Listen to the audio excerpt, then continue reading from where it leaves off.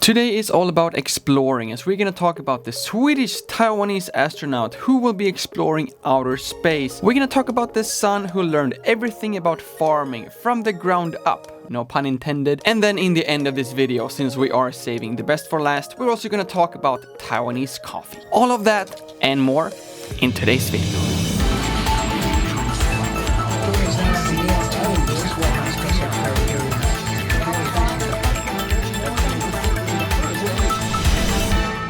Hi everyone and welcome back to another video. If you're new here, my name is Lucas, and on this channel you will see me traveling around exploring Taiwan, share my own personal experiences of living in Taiwan for almost a decade, and like in this video, also share some international Taiwanese related news in international and local media. I think that's enough of an introduction, because we're gonna start this video faster than Bayern München had to remove this tweet from their social media after they wanted to wish Happy Lunar New Year to all their global fans. But in this post, the Taiwanese flag had accidentally been added to this post, who was shared all over China. Needless to say, it's very likely that at least someone over at Bayern München started off their new Lunar New Year of the Ox with trying to look for a new job, which actually 1.5 million people here in Taiwan also did on one single day after coming back from the Lunar New Year.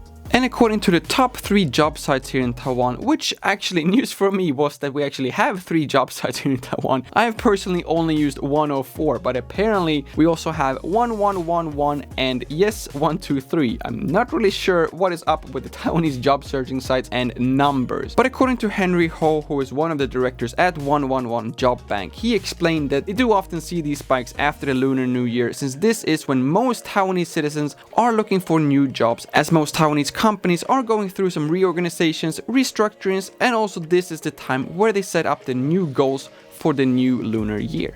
And speaking about setting up new goals for the new year, I am also in the middle of trying to reorganize my channel and my workflow and just life in general, to be honest. So if any one of you is actually looking for a new job, anything related to video editing, some kind of videographer, camera production, please do reach out to me either via Instagram or my email. This is 100% true. I am trying to find someone who can assist me from time to time, and I also want to see if I will be able to, in addition to these videos I'm making, try to pull off some even bigger projects which will require some additional assistance. But I do have to admit that no one of these big projects of mine is nowhere near as big as trying to convert an abandoned pig farm in Yunlin to a functional, modern, AI-driven cacao farm. But that is exactly the project that this man, Daniel Chen, started a couple of years ago. And we are actually gonna dig down a little bit deeper into this farm, not only because I'm a huge fan of cocoa and all kinds of chocolate, but also because this story comes from a very, very tragic beginning, but hopefully has a very, very bright future.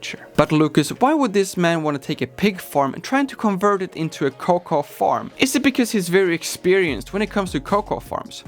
Excellent question, but you are wrong, because in this article he says because he had no farming experience, he had to enroll in the farmer training school in Yulin to get this project started. And this is actually where my interest started to peak, just like my blood sugar levels after eating the chocolate we're gonna talk about a little bit later. Okay, I'm aware that this will raise even more questions than answers at this point, but we do have one other question we will try to answer as well, and that is, why cacao specifically? Well, it turns out that during his studies at this farm training school in Yunlin, he learned that farming cacao only requires 1/10 of the water amount compared to farming rice, which will be a perfect fit for the area of Tuku where this farm is located, since the area has suffered severe land subsidence due to groundwater issues. But what was the issue that made Mr. Chen start this farm in the first place? Well, this is where the tragic story begins. And this is actually all due because his father was diagnosed with both cancer and dementia. So Mr. Chen, who at that time was working in China, had to come back, take care of his father, and after several visits to different doctors, they have all said that some sort of activity such as gardening would help slow down the process of the father's dementia. So in order for the father to start with some gardening activities, Mr. Chen Chen decided to not only purchase an abandoned pig farm, he also decided to invest 300 million Taiwanese dollars into turning this abandoned pig farm into a cacao farm. Okay, I'm pretty sure that this article might have skipped a step or two and there might have been a little bit more back and forth than just coming back home from the doctors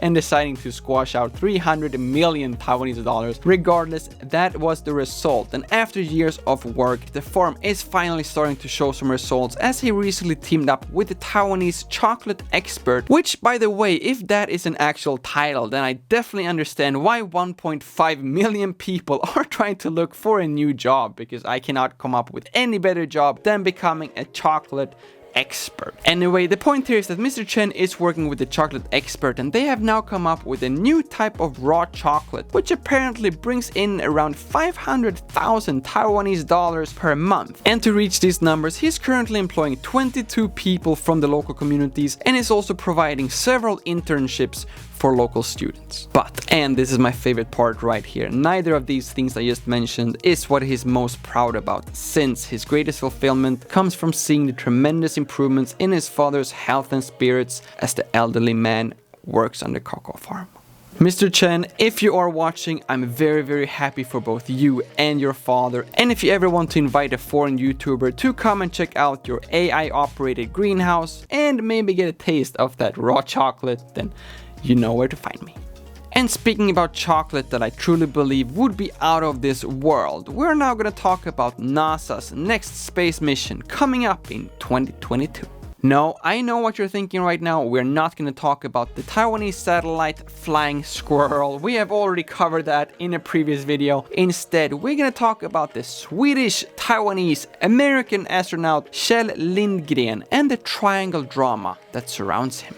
Now, Kjell, if you're watching, don't worry, we're not going to talk about any scandals or anything. Instead, we're going to talk about the Taiwanese-born US citizen with a half-Swedish dad and a full Swedish name, who is currently preparing for his second space mission coming up in 2022, whereas in the meantime, media from all over the world are trying to take credit for his nationality. But I think that all three great nations of Sweden, Taiwan, and the US simply have to share their pride on this one, since Kjell Lindgren truly is a mix out of this world. And again, this is not a competition, I just want to point out that his Swedish name is quite obvious, the biggest and first thing you will see on his NASA astronaut biography, way before any mention of him being born in Taiwan or raised in the US.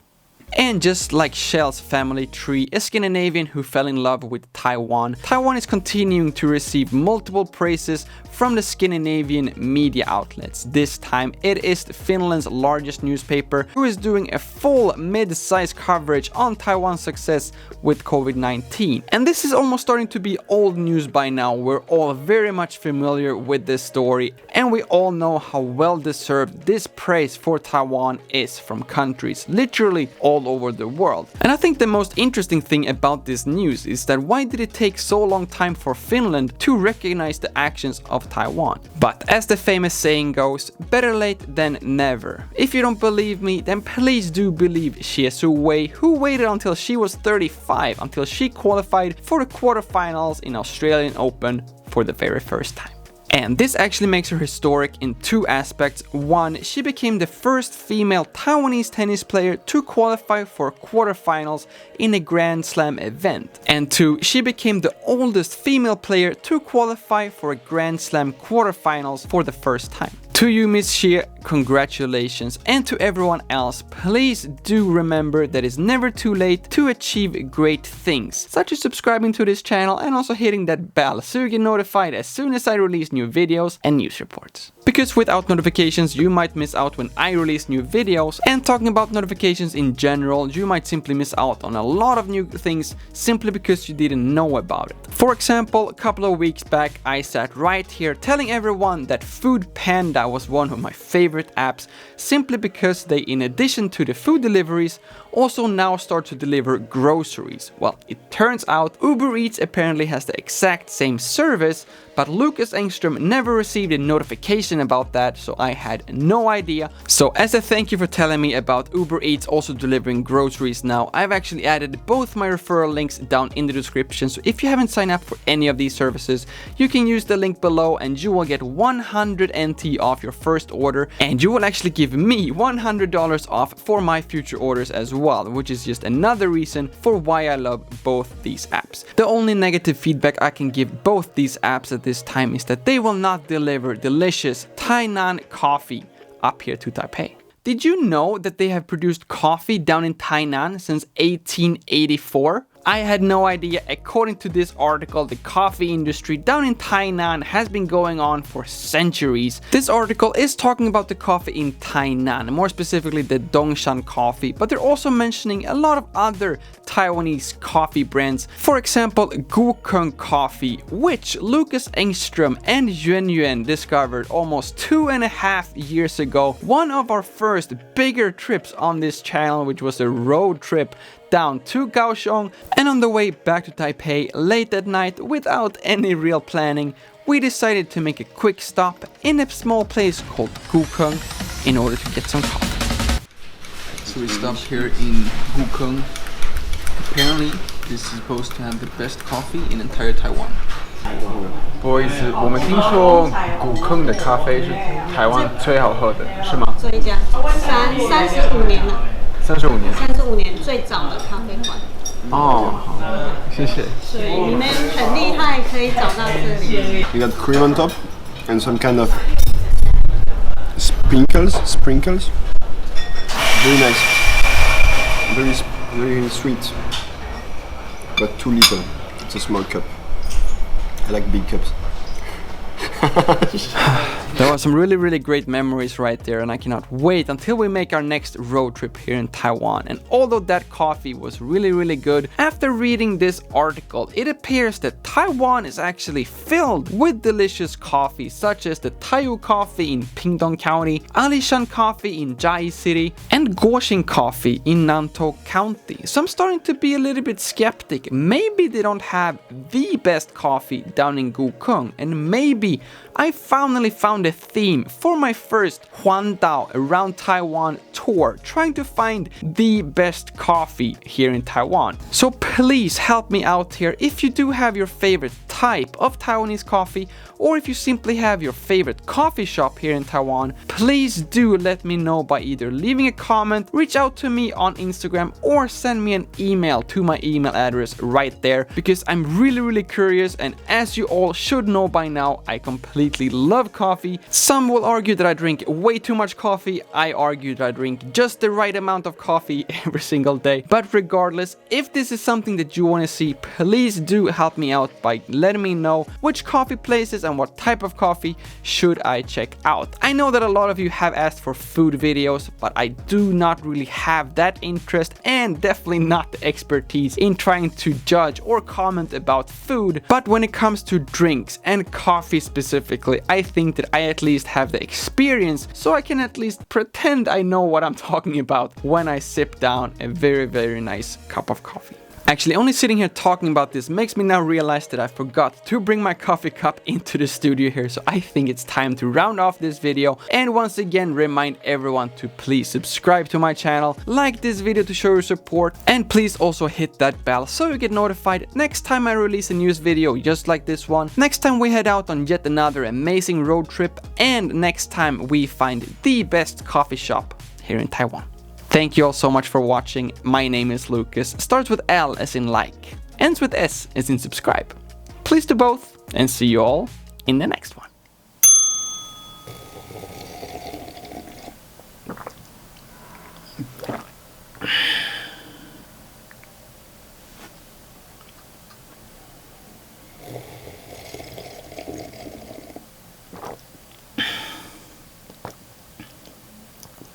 Subscribe.